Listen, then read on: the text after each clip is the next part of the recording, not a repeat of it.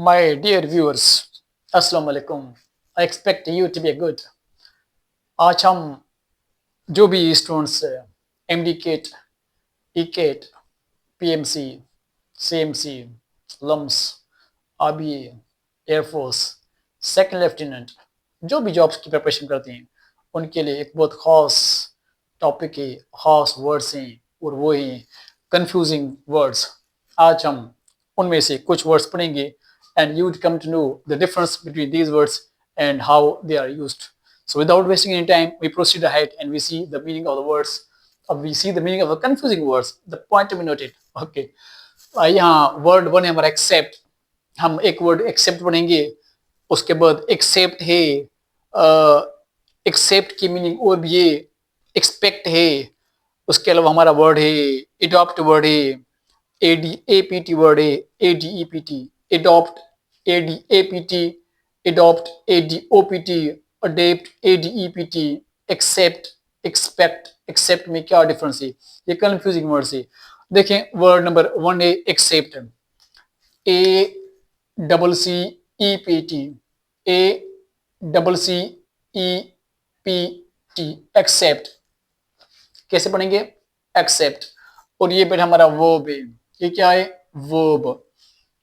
Subject जो काम करे, एक्शन करे, is called verb. Subject doer of an action, जो काम करे, ये हम इसको बोलते हैं टॉपिक ऑफ द सेंटेंस। ठीक है, वो सब्जेक्ट है और वो जो सब्जेक्ट काम करता है उसी काम को एक्शन ही बोलते हैं। उसके बहुत से टाइप्स होते हैं, फॉर्म्स होते हैं। We don't talk about the forms of verbs but just we do talk about the verb. Except हमारा वर्ब है। वी यहाँ मैंने ब्रैकेट में लिखा है वी मतलब वर्ब। इसकी मीनिंग क्या है? To agree with someone as he offers you something. इसकी मीनिंग है एक्सेप्ट की, टू एग्री किसी से राजी होना, टू एग्री विद समवन किसी से राजी होना, एज जब ही ऑफर्स यू समथिंग जब आपको कोई बंदा, कोई पर्सन कुछ चीज ऑफर करे, आप उसे एग्री हो जाएं, राजी हो जाएं, वो चीज कबूल करें, वो बात माने, उसको बोलते हैं एक्सेप्ट। ठीक है, अब सेंटेंस देखें। I accepted your invitation. यहाँ आई सब्जेक्ट है, ये हमारा वर्ब है, ये हमारा ऑब्जेक्ट है। इसने मुझे दावत दी, इनविटेशन दी और वो मैंने कबूल की। मैं उसकी ऑफर से एग्री हुआ, राजी हुआ, उसकी मैंने इनविटेशन, दावत कबूल की, एक्सेप्ट की। तो यहाँ यूज करते हैं हम वर्ड एक्सेप्ट, जो हमारा वर्ब है। ओके, अब देखें नेक्स्ट है हमारा एक्सेप्ट। यहाँ है A double C E P T, यहाँ है E X C E P T. Spelling difference है। क्या डिफरेंस है? स्पेलिंग। जब कोई वर्ड्स जिसका प्रोनाउंसिएशन सेम हो, स्पेलिंग डिफरेंट हो, मीनिंग डिफरेंट हो, उसे बोलते हैं होमोफोन्स। क्या बोलते हैं बेटा? Homophones. H O M O P H O N E S. Homo की मीनिंग है सेम, फोन्स मतलब sound, same sound, and we also call them confusing words. अब देखिए यहाँ वर्ड है E X C P T, except. Pronunciation इसका भी same है, इसका भी सेम है।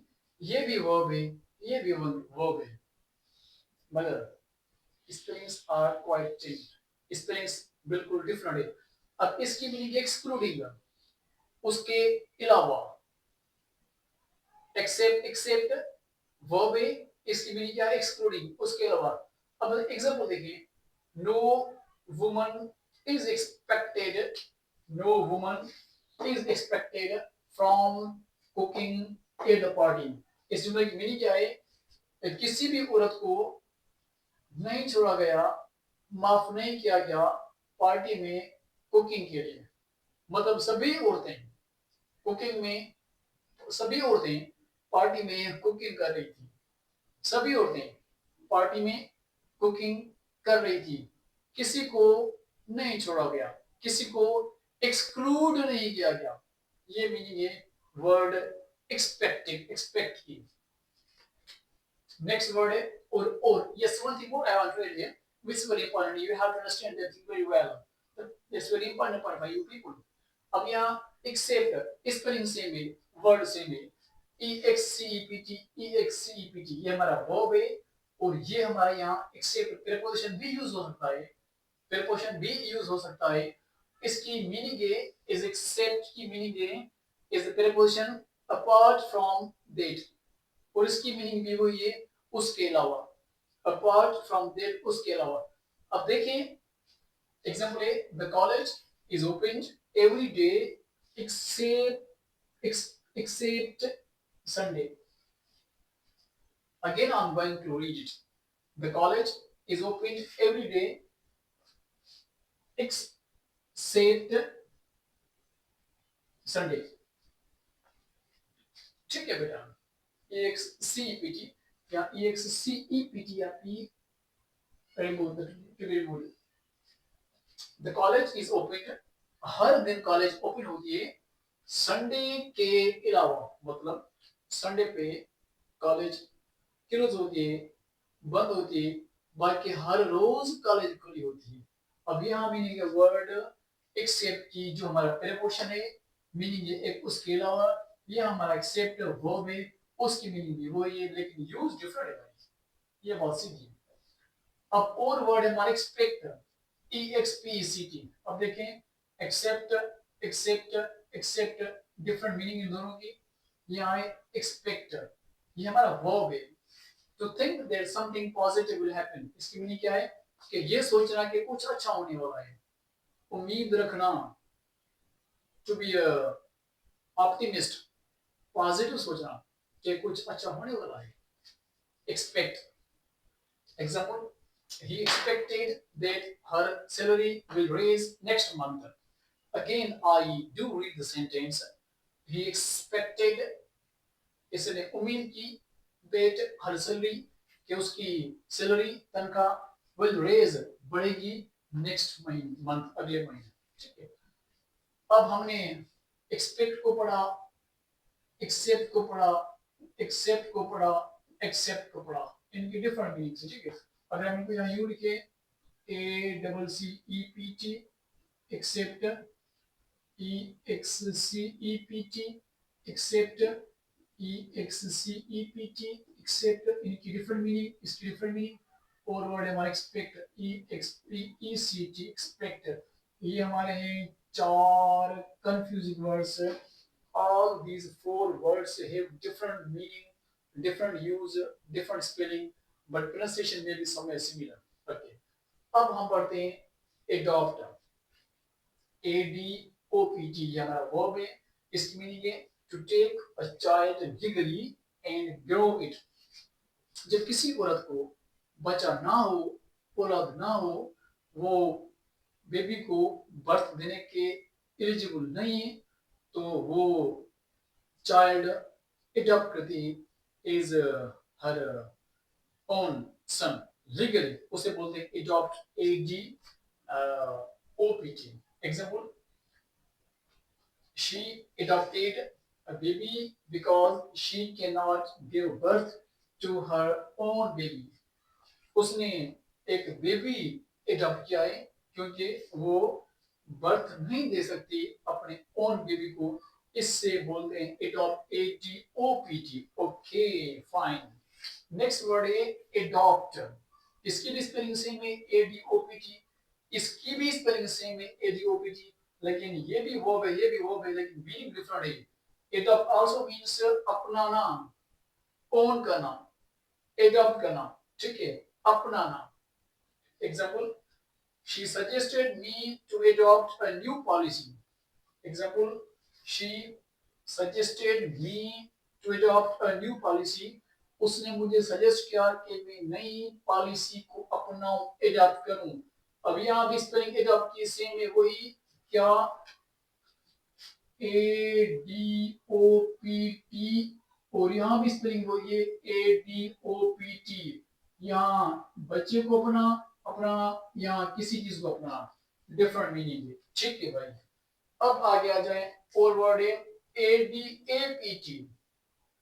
प्रोनाउंसिएशन सेम है, स्पेलिंग क्वाइट डिफरेंट है, यहाँ ADO है, यहाँ ADA।